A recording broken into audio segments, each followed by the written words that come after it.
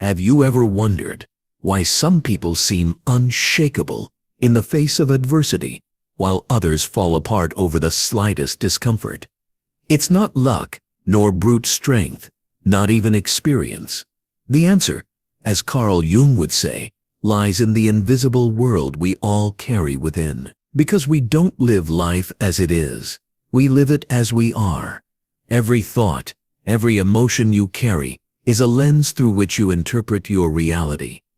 And when that lens is filled with resentment, fear, or inherited beliefs, even the brightest day can look dim. But here's the key: that lens is not fixed. It can be transformed.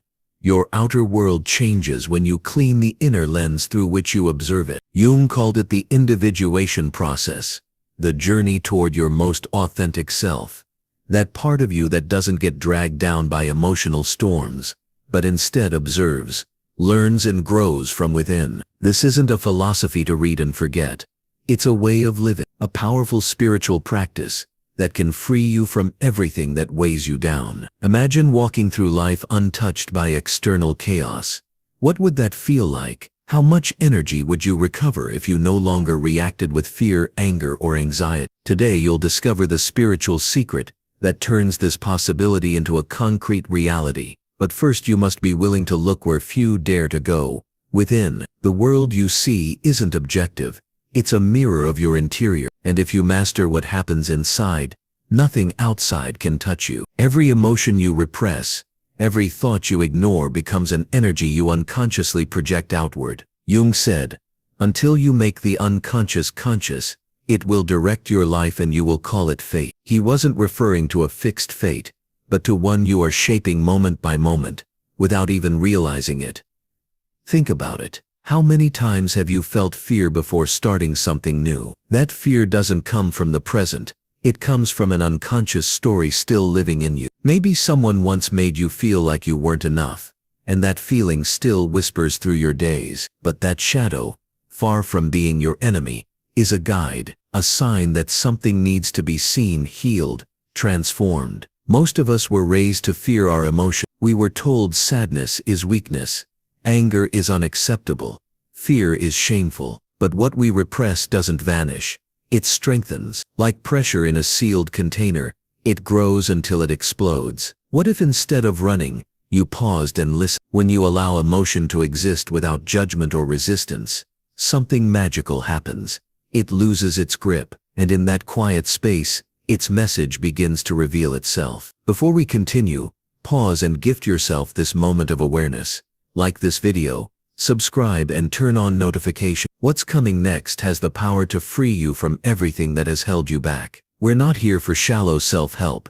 This is a call to awaken, to recognize that real change doesn't happen when everything shifts outside, but when you choose to look inside bravely. That is true spiritual power, not becoming invincible, but finding peace within, no matter what happens. Most of us would instinctively try to resist, shut the doors, run, protect ourselves with desperation. But what if you simply stood still and watched? What if you allowed the storm to exist without fighting it? The same happens with our emotions. The more you fight them, the more they drain you. But if you learn to observe them without identifying with them, they begin to lose the control they once had. When you're angry, afraid, or sad, you're not being weak. You're receiving a message. Sadness tells you something must be released. Fear reveals a limiting belief. Anger signals a boundary that's been crossed. Every emotion holds wisdom. The question is, are you willing to listen? Carl Jung spoke of the shadow, all that we don't accept in ourselves, that we hide, that we repress. But by observing your shadow and integrating it, you reclaim parts of yourself you once exiled. You discover that the sadness you've been avoiding can teach you compassion, that the fear which paralyzed you can guide you to action, that the anger you feared is there to help you set healthy boundaries. The key is to observe without judgment. When something disturbs you, pause, breathe. Ask, what is this emotion trying to show me? What part of me needs care right now? Becoming your own witness is the most spiritual practice you can develop. From that place, the external world loses its grip on you.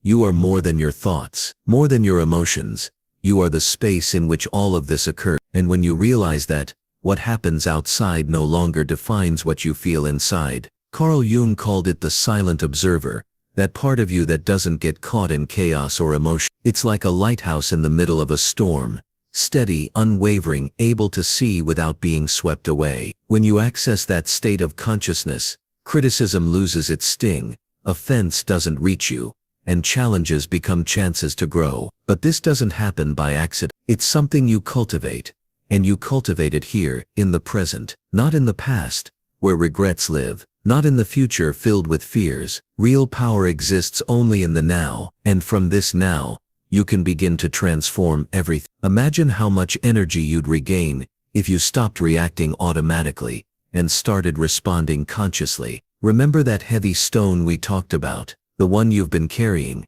resentment, guilt, shame. What if you simply chose to let it go? Jung didn't say suffering vanishes instantly, but that it becomes useful when understood. When you choose to see it differently, it becomes a teacher. The spiritual secret to not being affected by anyone or anything is not to harden, it's to set yourself free from identifying with your wounds, your thoughts, your emotions. It doesn't mean you stop feeling, it means you feel everything, but don't become what you feel. It's remembering that you are the sky, not the passing cloud. And if you feel these words are stirring something deep inside you, this is the moment to act.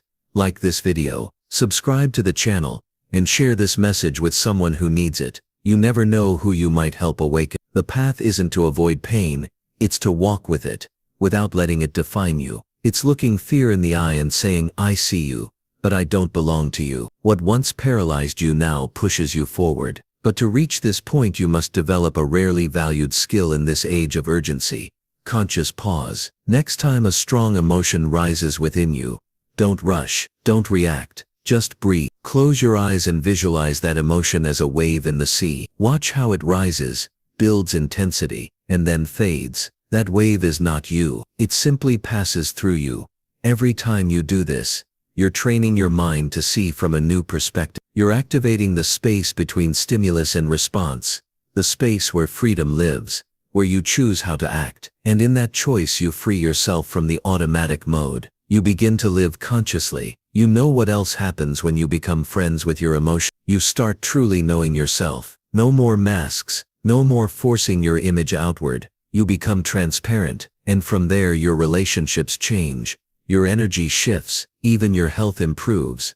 Many of us feel anxious because we're disconnected from what's essential. We live from fear, from duty, from judgment. But when you reconnect with yourself, everything begins to realign, like scattered puzzle pieces, finding their place. And if you've ever asked why you still feel the same despite trying everything, the answer might be that you haven't yet looked deep enough within. Because it's not about piling on more techniques.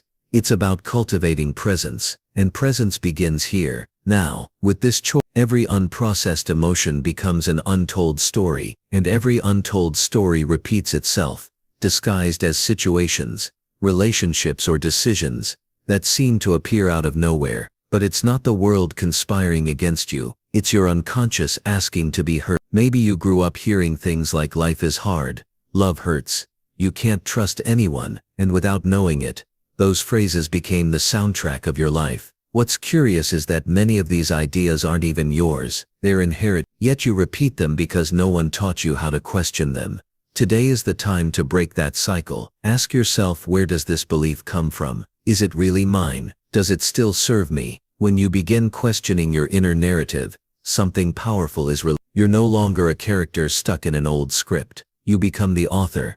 And here's where conscious imagination comes in. Jung insisted on the importance of visualizing not just your fears, but what you want to build. If you're facing something difficult, close your eyes. See yourself calm, grounded, at peace. Even if you don't feel it yet, imagine what it would be like to act from that state. It's not pretending, it's training your subconscious to recognize new possibilities. Every mental image you repeat with intention is a seed you plant. And like all things in nature, what you water grows. If this seed is starting to grow in you, now's the time to share it.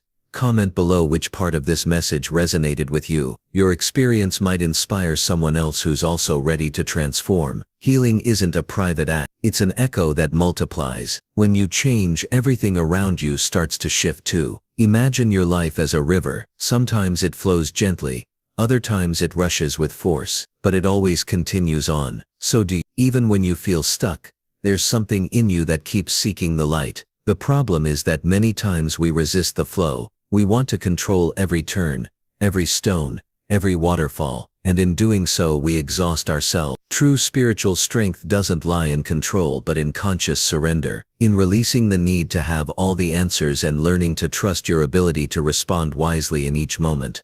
That surrender isn't giving up, it's active acceptance. It's saying I accept what I feel, I observe it, and I choose from there, not from impulse, not from the wound, but from clarity. And clarity appears when you allow yourself to stop fighting yourself. Often the emotional chaos we live through doesn't come from what's happening, but from the inner war we wage against what we feel, as if there were something wrong with being scared, sad, or angry. But these emotions aren't mistakes, they're compasses. Sadness points to what must be fear points to what must be faced, anger points to where a boundary must be drawn. When you understand this, emotions stop being enemies, they become allies, and instead of living reactively, you begin to live by choice. That's the difference between surviving and awakening. Jung said it clearly, until you make the unconscious conscious, it will direct your life and you will call it fate. Today you're changing that, you're illuminating your shadow, you're choosing a new path, and each small step inward is an act of freedom. The practice of observing your emotions as a silent witness may seem subtle, but it transforms your life at its core. When you choose not to react immediately, you're breaking a pattern, you're reclaiming your power. Think of the last time you felt anger. What would have happened if instead of exploding or repressing it, you had simply felt it, not as a threat but as a signal? You would have realized that anger wasn't born from the outside, but from a boundary ignored, a need unexpressed, an expectation Most of our intense emotions arise from old wounds, not from the present moment. We react as if we were 5, 10, 15 years old again, because the pain we didn't heal gets reactivated, and the adult you are today responds from the hurt child you once were. But you're not here to remain a prisoner of your past. You're here to integrate, to heal, to reconnect with your wisest self, the one who observes everything, without judgment, the one who can say yes, this hurts but I am not that pain. That inner voice is not imagined, it's your true self, the one that has been there all along, waiting to be heard. And if you feel that truth awakening within you now, remember this, every second you choose to observe instead of react, you're rewriting your story, you're transforming your destiny. Because change isn't something you do once, it's something you practice every day. It's not about perfection, but about presence, about staying with yourself, even when you don't know how to move forward, because that in itself is progress. Most people search for change outside, in a new relationship, a new job, a new city, but real change happens when you sit with yourself in silence and choose to look within, there where it hurts, there where you've avoided. That's where the root of everything you want to transform lies. Carl Jung said that what we need most is often found where we least want to look. Your wounds aren't obstacles, they're portals. Behind fear there is power. Behind sadness, there is release. Behind anger there is truth. It's as if every intense emotion you experience is a closed door. You can push it in frustration, avoid it, or walk around it. But if you pause, breathe and ask, what are you trying to show me? The door opens on its own.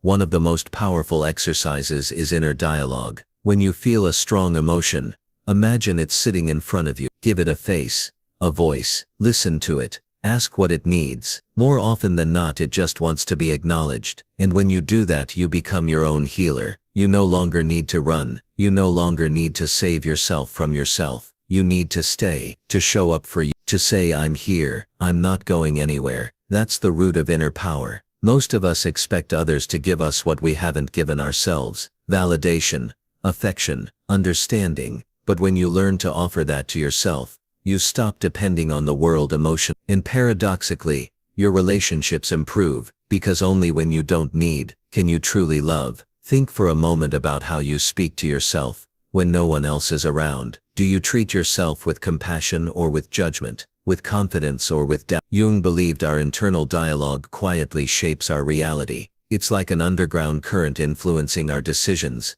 emotions and actions. without us realizing it. If you tell yourself daily, "I can't. This is too hard. This always happens to me," you're programming your subconscious to confirm those beliefs. But if you start replacing those phrases with conscious affirmations like "I'm learning," "I deserve good things," "I'm healing," you begin rewriting the story that defines your life. This isn't self-deception. It's a choice, a deliberate act of cultivating an inner state that allows you to flourish. The mind, like a garden, needs care. If you don't choose what to plant, weeds will grow. But if you plant awareness, presence, and self-love, something different will rise.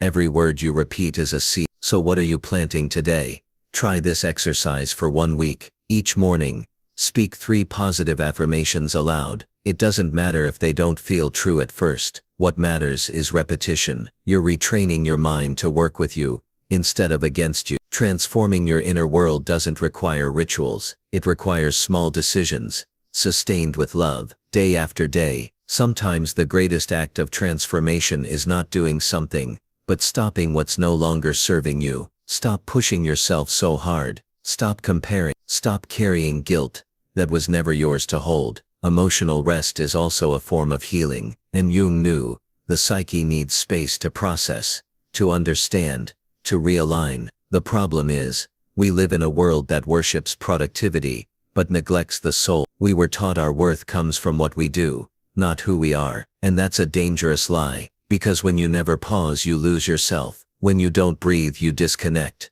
Deep self-care is not a luxury, it's a spiritual necessity. It's not just about taking a bath or reading a book. It's about listening to yourself, asking, what do I need today? What part of me is asking for love? And sometimes the answer is as simple as letting yourself cry, or sleep, or say no. To care for yourself is to repair the bond with. It's to remind yourself that you don't need to do anything extraordinary to deserve your own attention. Remember, a plant doesn't bloom because you force it. It blooms because you nourish it. Give it sunlight and time. You're the same. You're not broke. You just need space to grow from the inside. And the more you practice this connection with yourself, the more everything around you begins to reflect that new energy. Your relationships also transform when you shift from within. Jung said the other person is always a mirror. What deeply irritates you in someone else is often something in you that you haven't yet accepted. This doesn't mean you should tolerate the intolerable. It means every interaction is a chance to know yourself better. For example, if someone makes you feel invisible, maybe it's because you're not giving yourself the place you deserve. If someone's words hurt you, perhaps that wound was already there long before they spoke. Seeing this isn't easy, but it's free, because you stop expecting others to change and start taking responsibility for your part. And when you do that, something powerful happens. You start setting boundaries, not from anger, but from clarity, not to defend yourself from others, but to protect your energy, your peace, your growth. Loving is not enduring. Loving is choosing who to walk with, without betraying yourself in the process. And when you choose yourself first, not from ego but from dignity, everything changes. You begin to attract people who honor your rhythm, who value your authenticity, who find you because you already found yourself. This is how the mirror law works. The world treats you how you treat yourself, and you can always choose to treat yourself with more love. You don't need huge external revolutions to live in peace. You need small internal awakenings, one after another. Jung said that true transformation doesn't happen loudly, but quietly, like a root expanding in the dark before a sprout breaks through the surface. And that root is your awareness. Every time you choose to pause, to breathe, to release, you're strengthening that root. Every time you choose not to fall into the old reaction, you are setting yourself free. Emotional freedom is not the absence of feelings, but the ability to feel everything, without letting any of it control you. This is trained like a muscle, and at first it may seem hard, but with practice, you'll see that things don't affect you the way they used to. A word, a look, a silence. They no longer shake you like before. That is strength, not the kind that clenches fists, but the kind that opens the heart without fear. And if someday you forget all this, because there will be days of doubt, of shadows, of silence, just remember this. Your breath is always with you. You can always return to the present. You can always return to yourself. Life doesn't demand perfection. It only asks for presence, attention, intention. And if you give it that, it responds with clarity. What if every challenge you faced wasn't a punishment, but sacred training. What if every loss, every pain, every failure was a call to return to yourself, not to harden you, but to open you, not to break you, but to awaken you? This is the deep spiritual vision Jung held.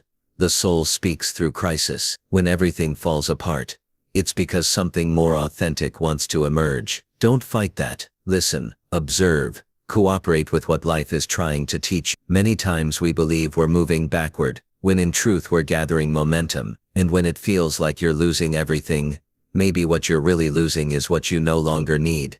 Trust, not in a hollow promise, but in your capacity to walk through pain and find meaning, in your strength to begin again, as many times as needed. You are here for a reason. This message has found you because you're ready, not to change everything at once, but to begin, one step at a time, one breath at a time, one new choice at a time. And remember, no one can take from you what you've already awakened within. That is the real spiritual secret, to become so conscious of your inner world that nothing outside can disturb you. There's a truth many ignore. Your external world is only a reflection of your internal world. This doesn't mean you create everything that happens to you, but that your interpretation, your response, your emotion, that's what shapes your experience. That's how Jung saw it. The unconscious projects its contents, and you see them outside yourself, as if they were foreign. But when you understand this, something profound shifts. You stop fighting reality. You stop asking, why is this happening to me? And start asking, what part of me is being reflected here? That question doesn't just give you power, it frees you. Because if you're part of the script, you can rewrite it, not like someone who controls everything, but as someone who chooses how to walk through it. You can see others as enemies or as teachers. You can see a problem as a punishment, or as an initiation. The interpretation is yours, and in that choice lies your freedom. The secret to not being affected by anything or anyone isn't found in escaping the world. It's found in becoming so intimate with yourself that nothing external has the power to shake you. It's becoming your own home, your own sanctuary, your own truth. When you are your house, your temple, your center, you don't need anything or anyone to complete you. Criticism slides off. Rejection no longer wounds. Abandonment no longer breaks you, because you are already with you. And from that place, you can live without fear. As you move forward on this path of self-awareness, you'll discover something surprising. You no longer need to run from you can hold your emotions, even the most uncomfortable ones, without being destroyed by them. You can stay with yourself, in silence, without needing distraction, and you can inhabit the present without anxiety over what's missing. That in itself is a kind of enlightenment, not a light that falls from heaven, but a flame that you ignite within, a flame fueled by presence, self-acceptance, and truth. And when that inner light begins to shine, the world changes, not because external circumstances transform overnight, but because you now see them from a different place. You are like the tree with deep roots. The wind may come, the storm may shake, but you remain standing. You're no longer defined by what happens outside. You're defined by how you choose to respond from within. Jung said that facing ourselves is one of the greatest challenges, but also the greatest source of freedom, because when you know yourself, you stop reacting on impulse. You stop running from your shadow. You stop repeating the same old stories. And that freedom is not about escaping pain, but moving through it with awareness. It's not about avoiding emotion, but integrating it with wisdom. It's not about becoming invulnerable.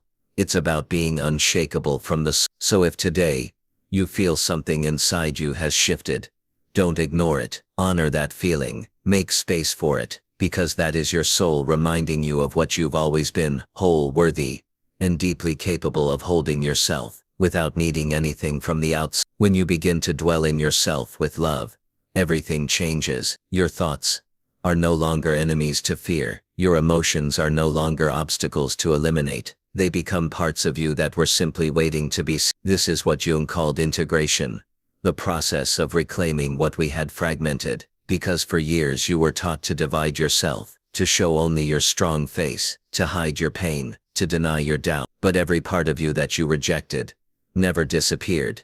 It just went into hiding, and from there, it kept asking for your attention. Now in this moment, you have the opportunity to change that, to say to yourself, I see you, I accept you, you are part of me. Imagine walking through life without having to pretend, without needing to prove, without constantly pleasing, just being you, with your light and your shadow, with your full story. That is real spiritual power.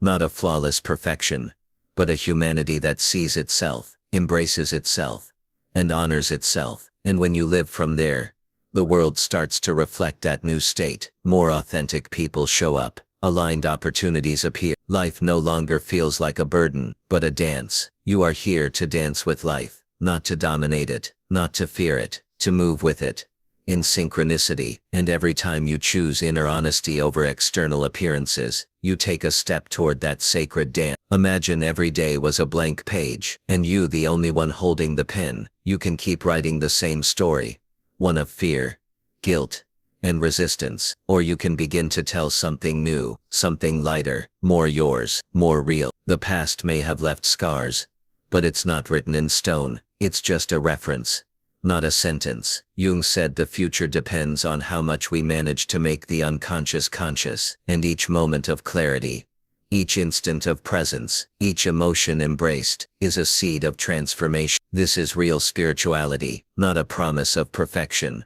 but a living practice. The practice of staying with yourself, of not abandoning yourself, of saying I'm here, even when everything is shaking. And slowly, you become untouchable, not because you don't feel, but because you've learned how to hold what you feel. Not because there's no chaos outside, but because there's order inside. Not because it's easy, but because you've become deep. Think about this. Every decision you make from consciousness strengthens your root. Every healthy boundary you set, every emotion you honor, every pause you give yourself, is an act of power. Not power over others, but inner power. The only kind no one can take away. That power has always been inside you. Today, you are awakening it, and through it, you are learning to live from the source, from a place where nothing and no one can afflict you, because you've returned to your center.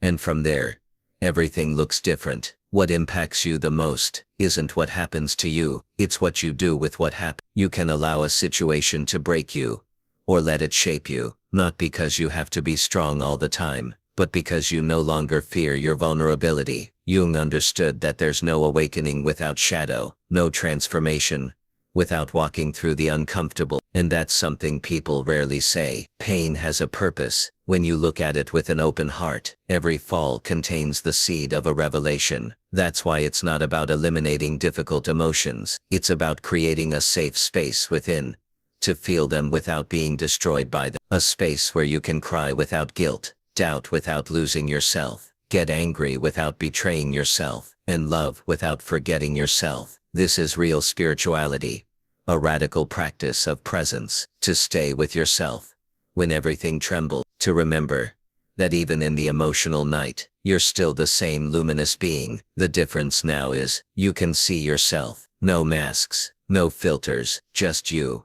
with all that you are. And from there, you choose to begin again. You choose to breathe. You choose to respond instead of react. You choose to grow. And the more you choose from that place, the more you discover that nothing external can truly harm you, because you've already decided to live inside yourself, with courage, with tenderness, with presence. And that commitment to yourself protects you, lifts you, transforms. Now imagine this. Every thought, every emotion, every reaction you have is an opportunity, a doorway to yourself. Nothing shows up by chance. Every situation that challenges you is revealing a part of yourself that still needs attention. You're not here to run from pain, you're here to understand it, to turn it into wisdom. That's the spiritual alchemy Jung spoke of, the ability to take what's dark, rejected, broken, and turn it into light. Not an external light, but one that shines from within, that doesn't need approval or permission, that simply is. And when you reach that point, something amazing happens. You realize you no longer need the world to change for you to be at peace. Because you've changed. You've disarmed the emotional bombs that used to trigger you. You've stopped depending on others' behavior to feel good. You've learned to protect your energy like something sacred that doesn't make you cold. It makes you conscious. You no longer need to yell to set a boundary. You no longer need others to understand you to follow your truth. You no longer need to hide your wounds because you've learned to carry them with dignity. And here's the greatest gift of this path.